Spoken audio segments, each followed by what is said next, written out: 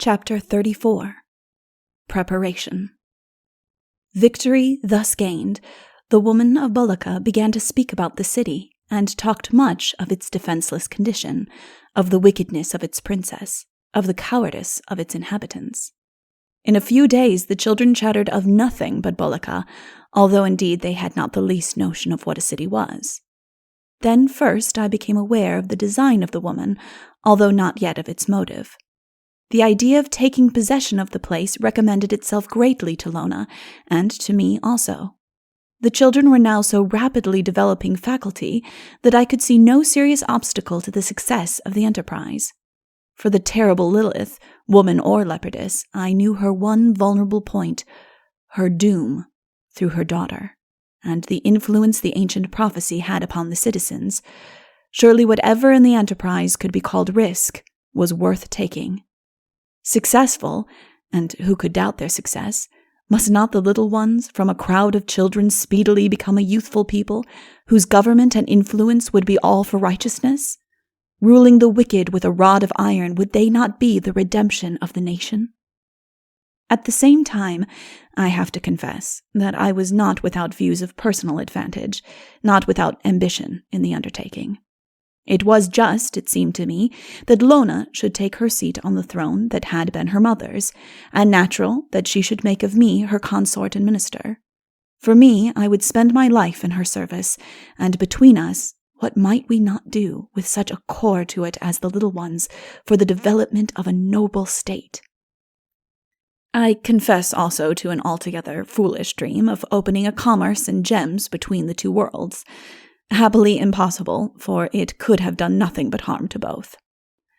Calling to mind the appeal of Adam, I suggested to Lona that to find them water might perhaps expedite the growth of the little ones.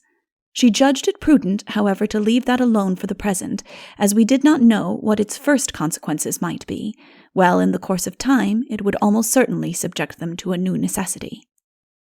"They are what they are without it," she said. "When we have the city, we will search for water." We began, therefore, and pushed forward our preparations, constantly reviewing the merry troops and companies. Lona gave her attention chiefly to the commissariat, while I drilled the little soldiers, exercised them in stone-throwing, taught them the use of some other weapons, and did all I could to make warriors of them. The main difficulty was to get them to rally to their flag the instant the call was sounded. Most of them were armed with slings, some of the bigger boys with bows and arrows. The bigger girls carried aloe spikes, strong as steel and sharp as needles, fitted to longish shafts, rather formidable weapons. Their sole duty was the charge of such as were too small to fight. Lona had herself grown a good deal, but did not seem aware of it. She had always been, as she still was, the tallest. Her hair was much longer, and she was become almost a woman. But not one beauty of childhood had she outgrown. When first we met after our long separation, she laid down her infant, put her arms round my neck and clung to me silent, her face glowing with gladness. The child whimpered, she sprang to him and had him in her bosom instantly. To see her with any thoughtless, obstinate, or irritable little one was to think of a tender grandmother. I seemed to have known her for ages, for always, from before time began.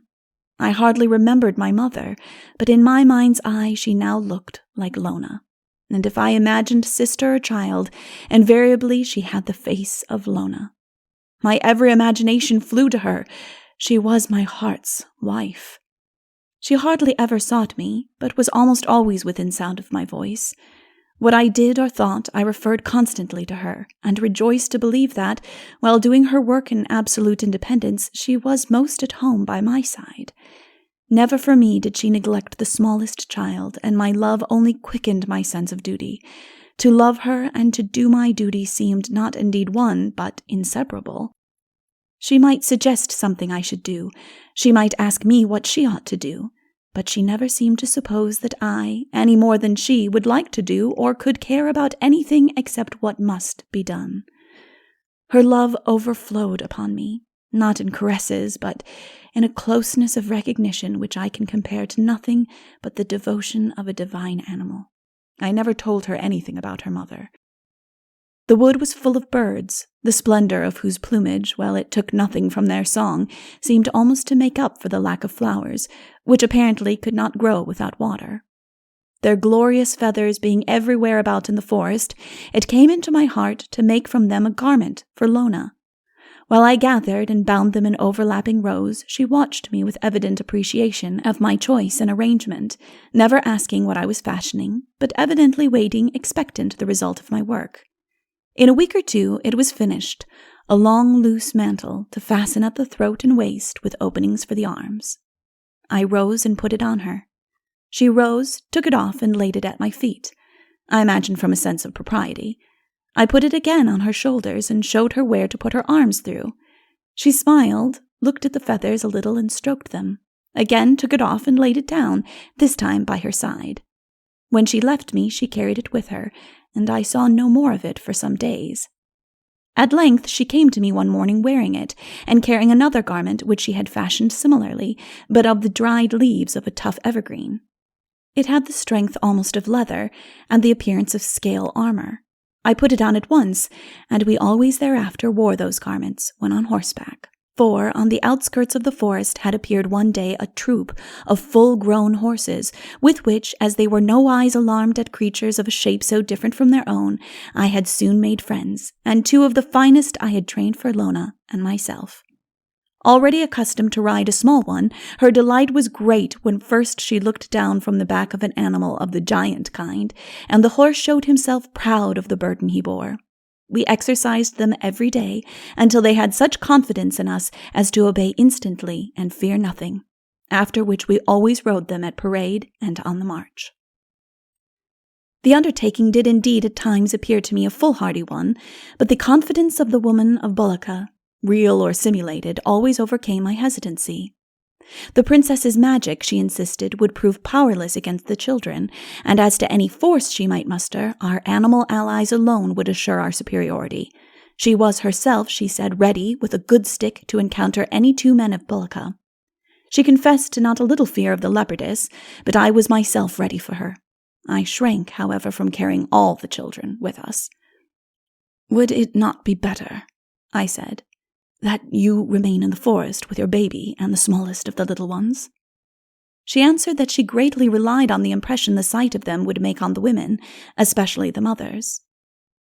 "When they see the darlings," she said, "their hearts will be taken by storm, and I must be there encouraging them to make a stand. If there be a remnant of hardihood in the place, it will be found among the women." "You must not encumber yourself," I said to Lona, "with any of the children. You will be wanted everywhere." For there were two babies besides the woman's, and even on horseback she had almost always one in her arms.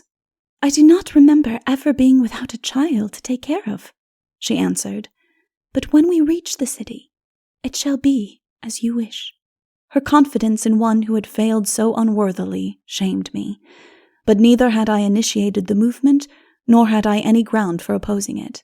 I had no choice, but must give in the best help I could. For myself, I was ready to live or die with Lona. Her humility as well as her trust humbled me, and I gave myself heartily to her purposes.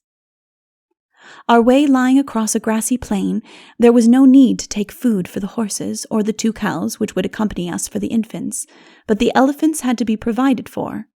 True, the grass was as good for them as for those other animals, but it was short, and with their 1-fingered long noses, they could not pick enough for a single meal. We had therefore set the whole colony to gather grass and make hay, of which the elephants themselves could carry a quantity sufficient to last them several days, with the supplement of what we would gather fresh every time we halted. For the bears we stored nuts, and for ourselves dried plenty of fruits. We had caught and tamed several more of the big horses, and now having loaded them and the elephants with these provisions, we were prepared to set out. Then Lona and I held a general review, and I made them a little speech. I began by telling them that I had learned a good deal about them, and knew now where they came from. "We did not come from anywhere," they cried, interrupting me. "We are here." I told them that every one of them had a mother of his own, like the mother of the last baby, that I believed they had all been brought from Bulloka when they were so small that they could not now remember it, that the wicked princess there was so afraid of babies and so determined to destroy them that their mothers had to carry them away and leave them where she could not find them, and that now we were going to Bulika to find their mothers and deliver them from the bad giantess. But I must tell you, I continued, that there is danger before us, for, as you know, we may have to fight hard to take the city. We can fight! We're ready! Cried the boys. Yes, you can, I returned, and I know you will. Mothers are worth fighting for. Only mind, you must all keep together. Yes, we'll take care of each other, they answered. Nobody shall touch one of us but his own mother. You must mind, every one, to do immediately what your officers tell you. We will. Now we're quite ready. Let us go. Another thing you must not forget, I went on. When you strike, be sure you make it a downright swinging blow. When you shoot an arrow, draw it to the head. When you sling a stone, sling it strong and straight. That we will, they cried with jubilant, fearless shout. Perhaps you will be hurt. We don't mind that, do we, boys? Not a bit. Some of you may very possibly be killed, I said. I don't mind being killed, cried one of the finest of the smaller boys. He rode a beautiful little bull which galloped and jumped like a horse. I don't either, came from all sides. Then Lona, queen and mother and sister of them all, spoke from her big horse by my side. I would give my life, she said, to have my mother. She might kill me if she liked. I should just kiss her and die. Come along, boys, cried a girl. We're going to our mothers. A pang went through my heart, but I could not draw back. It would be moral ruin to the little ones.